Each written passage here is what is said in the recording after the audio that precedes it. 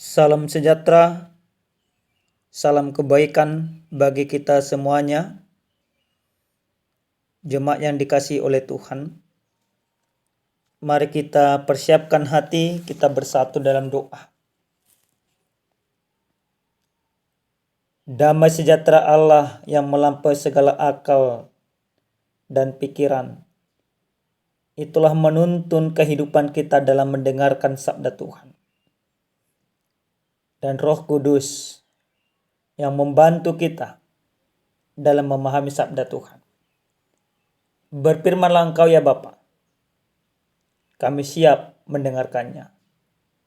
Dalam Kristus Yesus Tuhan kami. Amin. Jemaat yang terkasih dalam Tuhan kita Yesus Kristus, sabda Tuhan yang menyapa kita pada saat ini tertulis dalam kitab Roma pasal 7 ayat 15 sampai dengan 25. Demikian firman Tuhan. Sebab apa yang aku perbuat aku tidak tahu. Karena bukan apa yang aku kehendaki yang aku perbuat. Tetapi apa yang aku benci, itulah yang aku perbuat. Jadi jika aku perbuat apa yang tidak aku kehendaki, aku menyetujui bahwa hukum Taurat itu baik. Kalau demikian bukan aku lagi yang memperbuatnya, tetapi dosa yang ada di dalam aku. Sebab aku tahu bahwa di dalam aku, yaitu di dalam aku sebagai manusia, tidak ada sesuatu yang baik. Sebab kehendak memang ada di dalam aku, tetapi bukan hal berbuat apa yang baik. Sebab bukan apa yang aku kehendaki, yaitu yang baik, yang aku perbuat, melainkan apa yang tidak aku kehendaki, yaitu yang jahat yang aku perbuat. Jadi jika aku berbuat apa yang tidak aku kehendaki, maka bukan lagi aku yang memperbuatnya, tetapi dosa yang diam di dalam aku. Demikianlah aku dapati hukum ini. Jika aku menghendaki berbuat apa yang baik, yang jahat itu ada padaku. Sebab di dalam batinku aku suka akan hukum Allah. Tetapi di dalam anggota-anggota tubuhku aku melihat hukum lain yang berjuang melawan hukum akal budiku dan membuat aku menjadi tawanan hukum dosa yang ada di dalam anggota-anggota tubuhku. Aku manusia celaka. Siapakah yang akan melepaskan aku dari tubuh maut ini? Syukur kepada Allah oleh Yesus Kristus Tuhan kita. Demikian kebenaran firman Tuhan. Jemaat yang dikasihi oleh Tuhan kita Yesus Kristus, tentu ketika kita membicarakan sebuah hukum, maka yang timbul dalam benak kita konotasinya selalu negatif. Kenapa kita katakan seperti itu? Karena kita melihat para penegak-penegak hukum yang ada di negara kita ini, mereka mampu bermain-main dengan hukum itu.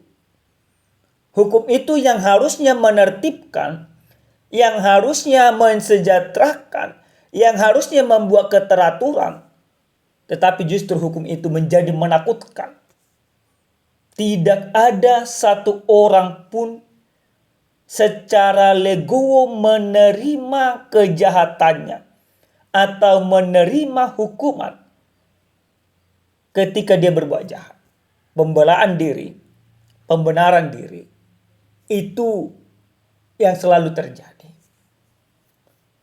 Nah, jemaat yang dikasihi oleh Tuhan kita Yesus Kristus, dalam kebenaran firman Tuhan yang sampai kepada kita pada saat ini, sebuah pergumulan disampaikan oleh Paulus, pergumulan batin yang begitu berat yang dihadapinya. Pergumulan batin itu terjadi ketika Paulus sudah menjadi orang Kristen. Kenapa kami katakan terjadi pergumulan batin? Dikarenakan sebelum Paulus diangkat atau ditangkap oleh Kristus, dia menjadi pembela-pembela hukum Taurat yang notabene-nya dia jauh daripada kebenaran itu sendiri. Tapi ketika dia sudah menjadi Kristen, dia menjadi bergumul di dalam kehidupannya. Pergumulan batin yang begitu berat senantiasa disampaikan oleh Paulus, dan itulah yang menjadi khotbah bagi kita pada saat ini. Dalam pergumulan yang disampaikan oleh Paulus, yang pertama sekali dia katakan, sebab apa yang aku perbuat aku tidak tahu. Karena bukan apa yang aku kehendaki yang aku perbuat, tetapi apa yang aku benci itulah yang aku perbuat. Paulus mau mendefinisikan sebenarnya di dalam hatinya dia ingin berbuat baik. Dia ingin taat kepada hukum.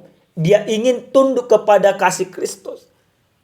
Tetapi keinginan-keinginan daging yang merajainya, yang mengendalikannya, sehingga yang dipikirkannya tidak itu yang dia perbuat. Dia justru melakukan yang bertentangan dengan apa yang dipikirkannya. Oleh karena itu Bapak Ibu yang dikasihi Tuhan, dari firman ini kita melihat bagaimana pergumulan itu Paulus mau mengatakan, dia tidak akan mampu melakukan hal apapun, kebenaran tidak akan mampu dia lakukan tanpa Kristus yang mengendalikan seluruh kehidupannya. Tanpa Kristus yang merajai seluruh kehidupannya. Niat baik, pikiran baik, tidak akan mampu dilakukannya. Atau tidak akan mampu dieksekusinya. Atau tidak akan mampu dikerjakannya. Kalau bukan Kristus yang bekerja di sana. Ada dua pertentangan yang disampaikan oleh Paulus. Yang pertama itu tentang hukum Taurat. Yang kedua itu tentang dosa. Paulus tidak mampu mengendalikan dirinya untuk tidak berdosa. Paulus tidak mampu melakukan hukum Tuhan. Dan selalu berdosa. Bapak Ibu yang dikasihi oleh Tuhan kita Yesus Kristus. Jadi dari firman ini sebenarnya ada dua hal yang harus kita pelajari. Yang pertama, firman ini mau mengajarkan bagaimana mati bagi dosa dan hidup bagi Allah. Yang kedua, tidak membiarkan dosa menguasai kita. Nah Bapak Ibu, yang pertama kita mau belajar bagaimana setiap orang sebenarnya sudah harus mati oleh karena dosa. Tapi oleh karena Allah yang menghidupkan kita, maka kita mampu melakukan apa yang dikehendaki oleh Allah dalam kehidupan. Yang kedua, tidak membiarkan dosa menguasai kita. Nah Bapak Ibu, tanpa pertolongan Tuhan. Dan inilah yang bisa kita lihat dari kebenaran firman Tuhan ini. Dari ayat yang ke-25 jelas Paulus katakan, syukur kepada Allah oleh Yesus Kristus Tuhan kita. Oleh karena Kristus, maka setiap orang yang percaya yang hidup dalam Kristus, dia akan mampu melawan dosa di dalam kehidupannya. Oleh karena itu Bapak Ibu, hal apa yang boleh kita lihat dari kebenaran firman Tuhan ini? Yang pertama, sesuai dengan tema yang sampai kepada kita, firman ini mau mengajar, mau mengajak kita supaya kita senantiasa mencintai hukum Allah. Apa hukum-hukum Allah bagi kita? Hukum Allah yang terbesar yang diberikan oleh Kristus adalah ada dua. Mencintai Allah dengan segenap hati, dengan segenap pikiran, dengan segenap kekuatan. Dan yang kedua, mencintai atau mengasihi sesama manusia seperti diri sendiri. Jadi lewat firman ini Bapak Ibu, kita mau diajak, kita mau diarahkan supaya kita mencintai Allah, maka kita harus percaya dulu sepenuhnya kepada Allah. Kita tidak akan pernah bisa mencintai Allah dalam kehidupan kalau kita tidak percaya kepada Allah. Maka supaya kita bisa cinta akan hukum Tuhan, supaya kita bisa cinta akan aturan Tuhan, supaya kita bisa cinta akan perintah-perintah Tuhan, maka kita harus percaya sepenuhnya kepada Tuhan. Kepercayaan ini mendorong kita untuk senantiasa mencintai ketetapan dan hukum Allah. Ini yang pertama. Yang kedua, Bapak Ibu yang dikasihi Tuhan, bagaimana kita yang mencintai hukum Allah? Mencintai hukum Allah berarti kita membuktikannya lewat mengasihi sesama. Kalau Paulus katakan dalam pergumulannya, jadi jika aku berbuat apa yang tidak aku kehendaki, maka bukan lagi aku memperbuatnya, tetapi dosa yang diam di dalam aku. Nah, ketika Kristus memerintah dalam hati kita, ketika Kristus hidup di dalam diri kita, maka kita akan dimampukan untuk mencintai, mengasihi sesama manusia. Mengasihi manusia menjadi bagian yang terpenting bagi kehidupan kita. Jadi Bapak Ibu yang dikasihi Tuhan, lewat firman ini kita mau diarahkan, kita mau diajak, kita mau dipastikan supaya kita tetap memperjuangkan kehidupan yang benar dengan cara yang benar sesuai kehendak Tuhan dalam kehidupan kita. Baik di tengah-tengah rumah tangga, baik di tengah-tengah pekerjaan, kita harus mencintai hukum Allah. Jadi jangan lagi ada orang-orang yang percaya pada saat ini dia menjadi ilfil terhadap hukum. Dia menjadi ilfil atau tidak suka terhadap aturan. Maka kita harus katakan, ketika Kristus sudah memerintah dalam hatiku, ketika Kristus sudah memerintah di tengah-tengah rumah tanggaku, ketika Kristus sudah mengendalikan seluruh kehidupanku, maka aku akan mencintai segala aturan yang diberikan oleh Tuhan, termasuk aturan yang berada di tengah-tengah negara ini. Sehingga apa? Sehingga aku akan melakukan apa yang benar. Aku akan melakukan apa yang dikehendaki Tuhan, bukan yang bertentangan dengan kehendak Tuhan.